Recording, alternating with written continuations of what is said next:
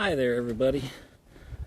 For those of you that don't know, because you haven't seen me on the channel before, I am Ken. I'm Lee's husband, and I decided that after talking with her that we should do a caregiver's perspective video following the DBS, or deep brain stimulation surgery. If you've watched Lee's videos, she is in that process. She has gone through and completed the first 2 surgeries out of the 3, which means she had the anchors installed, and then she went in and had the electrodes installed. Next week she goes in and gets the battery pack installed. But we watched a ton of videos about DBS before we decided that she was going to go through this, and saw a lot of videos from the doctors, and we saw a lot of videos from the patients, but we didn't see a lot of videos talking about the caregiver and how this surgery impacts the caregiver.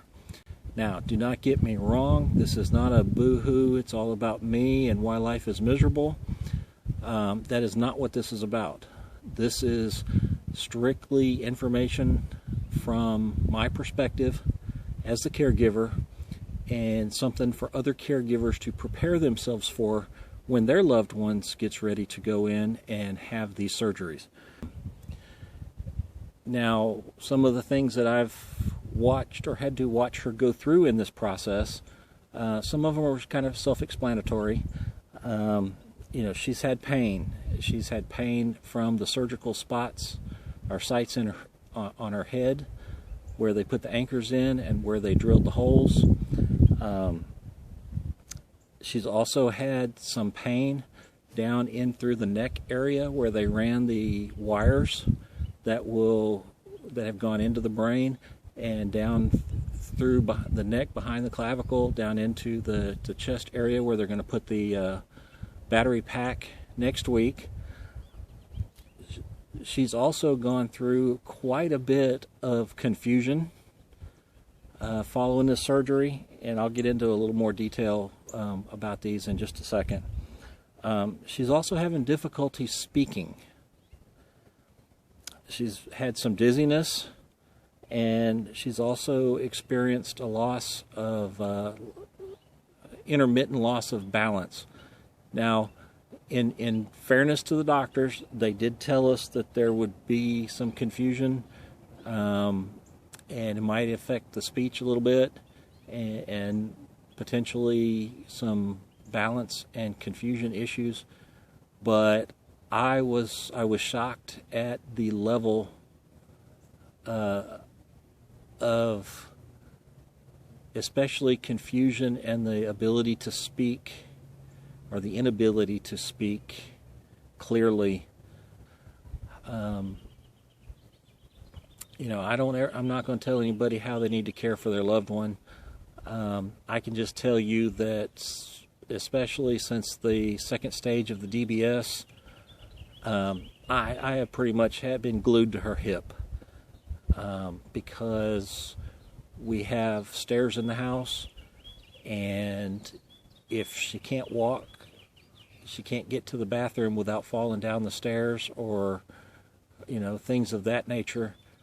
So I have been pretty much tethered to her for the 10 days or so since the procedure. The biggest impacts that I see for a caregiver is the confusion, the inability to enunciate and speak clearly, because you sit there as a caregiver not knowing what she needs or what your loved one needs for you to do to help them. And you're kind of sitting there going, come on, tell me what you need, I'll go do it, just tell me.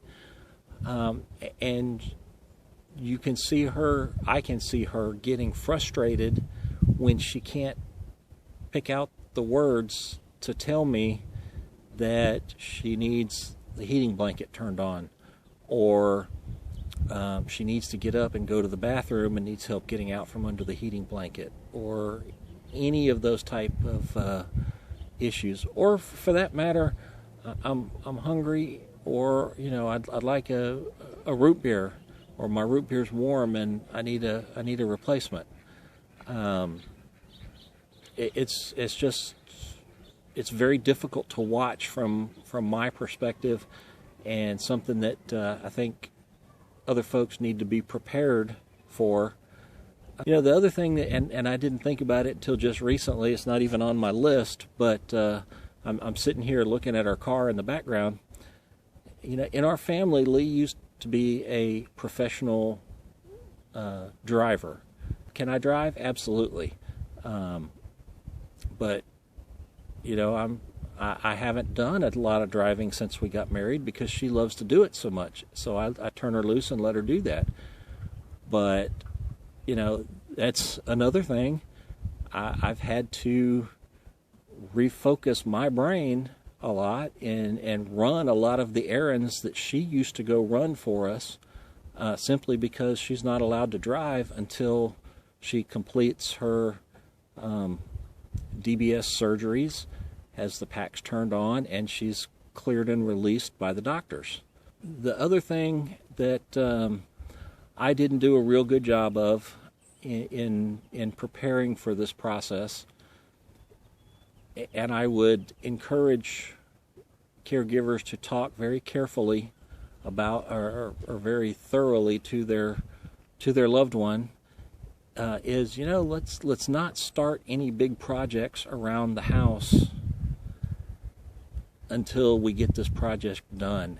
So what I would recommend, especially if you're a sole caregiver, is try not to start any big projects right before the surgery starts. I would also recommend that you look long and hard about the concept of working from home, because I would look at that really hard, because if you're in a Zoom meeting, for example, and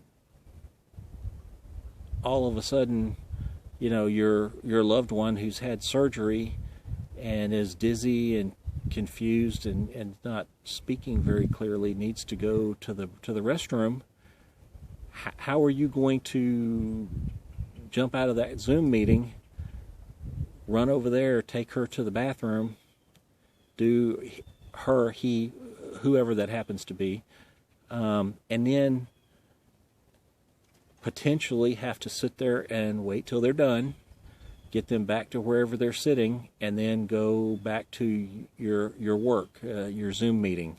Saying it can't be done, I'm just saying this is something that you need to look into and you need to plan for before the process gets started, and before you make a commitment to your boss or to your school if you're taking classes at online or whatever the case may be. You may be tethered to that person, tied to the hip for a couple of weeks while he or she recovers and goes through these issues. Leah's getting better. She's getting a little bit better every single day. And I'm thankful for that, and I'm hoping that as we go through this, she finally, she eventually gets back to the place that she was, and everything is fine, and we can sing Kumbaya, and everybody's happy. But you need to at least take a look at your life as a caregiver and understand how this is going to impact what you do on a daily basis. But like I said, I didn't see a video out there talking about this kind of stuff, so I wanted to take a couple of minutes and put this out there for you, as Lee did, to help everybody get prepared, because even though, you know, your loved one is the one that's going in and going to have the procedure, it affects everybody that's in the household. It affects anybody that cares for the one that's having the surgery. You know, her brother's darn near called every single day to call and check on her and see how she's doing, and thankfully, you know, I'm glad that he does that.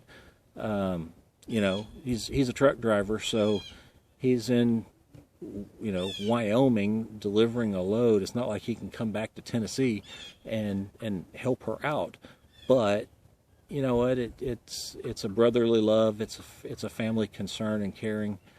Her sister calls on a regular basis to check on her. Her daughter texts. My boys text to check on her on a regular basis. So it really impacts everybody that is emotionally connected to the person having the surgery. So I'm gonna quit rambling, because I could probably blab for an hour as little things pop into my head. But I've had my notes, so I made sure I went through all my notes and got the big items out.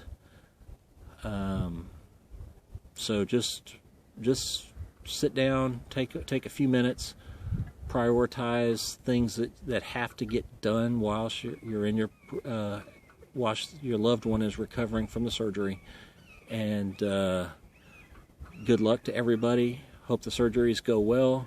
Hope the recovery goes well, and hope we can all get the shakings taken care of. So if you like Lee's channel, please subscribe.